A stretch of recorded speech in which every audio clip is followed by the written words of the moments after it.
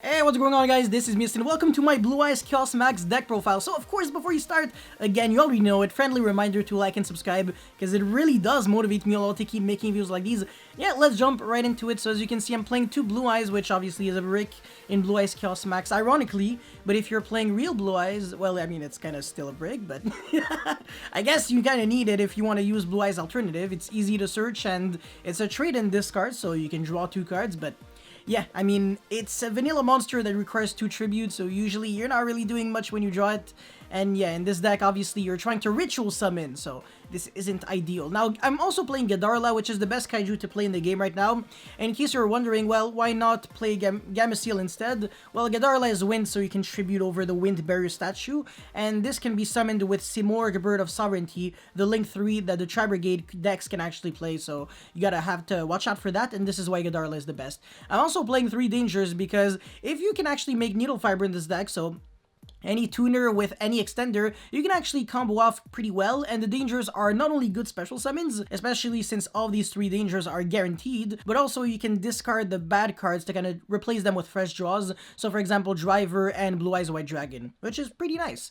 And then I'm also playing a very small Dragma engine because, well, very small. I'm actually playing 3 monsters and 3 spells, and yes, in case you noticed, I am indeed playing Albaz Knight, because it has 500 attack, and even if it had no effect and couldn't be summoned, I would still consider playing it because it transformed the Dear Servant into pretty much like a any like a Rhoda for any ritual card, since you can send the Herald of the Arclight and then search for a monster with lower attack than the Herald of the Arclight, and naturally Albaz Knight has less attack than Herald, which means that Nadir can pretty much search Chaos Max, Advanced Ritual Art, Chaos Form, or the other the other Chaos Max, which is Blue Eyes Chaos Dragon. Really interesting, and these two actually combo really well with each other, so really nice synergy.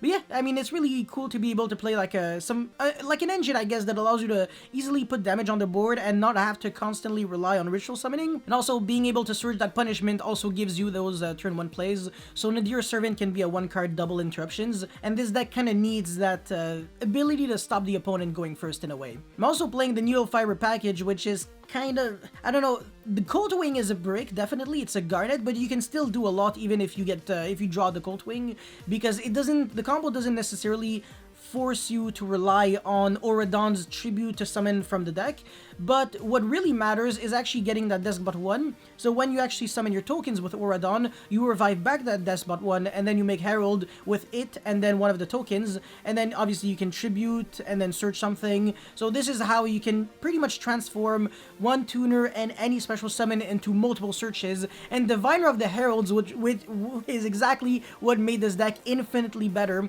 because on top of having like a Manju that is basically, yeah, I mean, it's basically the same thing, but it's a tuner.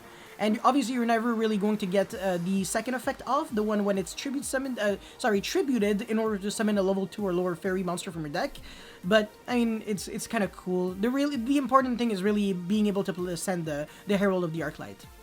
Now for the hand traps, I'm playing 3 Ash and 3 Gamma because I also want to play Lightning Storm and Duster, so I don't lose to trap decks like at all, because obviously that would kind of be a bummer. If they go Forbidden Drop, negate and halve your Chaos Max, it's not really doing anything, really. Your opponent is going to survive, and he's going to be able to out the Chaos Max, because of course Forbidden Drop doesn't target, and Chaos Max, yeah, sure, it can be targeted, but I mean, it still loses really hard to Forbidden Drop and Fleur de Lis, for example, or Shadow Schism, yeah, because it also sends without targeting, which is such a broken mechanic, I don't understand, but whatever. Yeah, also 3 Tactile Talents, but fortunately, you're killing your opponent most of the time with this deck, so they won't even have a turn to use 3 Tactical Talents. Yeah, anyways, these 3 hand traps are, no, sorry, these 6 hand traps are kind of like the best ones to play at the moment, I think. They're pretty ideal. Ghost Bell would also be good, so you can negate Ice Dragon's Prison and all that stuff, but you don't necessarily need it. Anyways, we also have 2 Chaos Max with 1 Chaos Dragon, and of course the Albaz Knight, because of what I just explained with Nadir Servant, the Driver. Yeah, if you want your deck to be more consistent, just drop the Driver, and also drop the 2 Blue Eyes White Dragons. They're bricks anyways, right? Oh man. Oh yeah, alright, Dara is actually a really good one, so It's better than Cock-a-Doodle-Doo as like a free special summon tuner because of the fact that it can also be normal summon. So where if you draw 2 Cock-a-Doodle-Doos, you can't do anything. Whereas if you draw 2 Adaras, it actually still searches you a lot of ritual cards, so you can still summon Chaos Max. Like, ironically, 2 Adara is actually really good going second too, because you can special summon the first, then make Relinquish Tenima, absorb something, and then normal summon the other one, make Needle Fiber, and then make Auradon, and then get all those freaking Herald triggers. It's so beautiful, man. Oh my god, I love it so much, man. This deck is actually really fun to play with. I already made all the testing replays, so all I have to do now is just make that video. And yeah, I mean, you're going to see how incredibly fun this deck truly is. But anyways, moving forward, Called by the Grave, Harpies, Feather Duster, Chaos Form. You can actually, this is like the opposite of Advanced Ritual Art.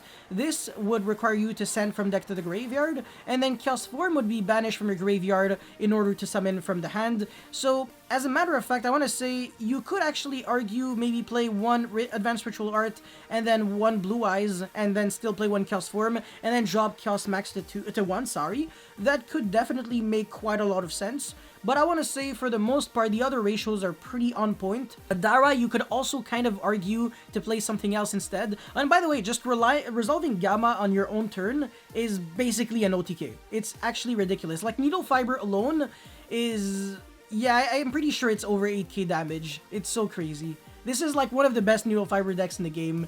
Because, seriously, man, abusing the Living Pancake out of Chaos Max is like the best thing. Like, just free triggers with Herald.